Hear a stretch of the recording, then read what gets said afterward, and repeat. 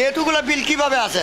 আমি 130 থেকে 40 টাকা বিল দিই, 150 টাকা বিল দিই। ওরা মিটার দেখে বিল লেখে না, ওরা চার দোকানে যায়, চা খায় ওখানে বিল লেখে চলে আসে। বাসার মধ্যে শুধু ফ্রিজের লাইন চালু, কিন্তু বিল আসছে 3570 2 মাসের।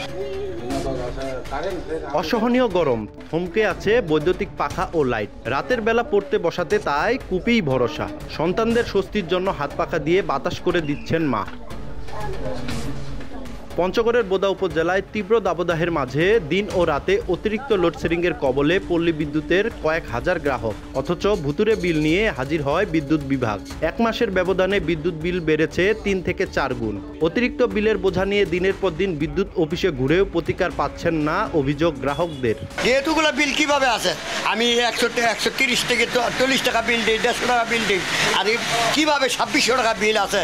ওরা মিটার দেখে বিল লেখে না, ওরা চার দোকানে যায়, চা খায় ওখানে বিল লেখে চলে আসে। বাসার মধ্যে শুধু ফ্রিজের লাইন চালু, কিন্তু বিল আসছে 3570 2 মাসের। এত বিল আসার কোনো কথা না। একটা ফ্রিজে কি 3570 টাকা বিল আসে? ওনারা তো আমাদের সুবিধা দিতে পারতেছে না। এই যে ক্যাপাসিটি চার্জ, ডিমান্ড চার্জ আর মিটার ভাড়া সবে তো আমরা কম হোক বেশি হোক দিচ্ছি। 3 ডবল বিল আসতেছে। কারেন্টের বিলের মধ্যে আগুন ধরে গেছে আর কি। এখন জন্ম সনদ দিয়ে খোলো বিকাশ স্টুডেন্ট অ্যাকাউন্ট।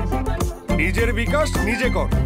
এদিকে চাহিদা অনুযায়ী বিদ্যুৎ না পাওয়ার কথা জানিয়ে অতিরিক্ত বিল নিয়ে দায়সারা কথা বলল পল্লী বিদ্যুৎ কর্তৃপক্ষ।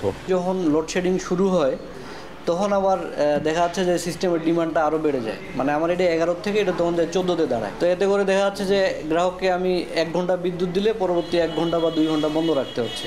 এটা শিডিউল অনুযায়ী আমাদের রেজিস্টার করা আছে, শিডিউলভুক্ত করা আছে। শিডিউল অনুযায়ী তাদেরকে আমরা এইভাবে দিচ্ছি আর কি। পল্লী বিদ্যুতের বোদা উপকেন্দ্রের তথ্য মতে উপজেলায় গ্রাহক সংখ্যা প্রায় 50,000।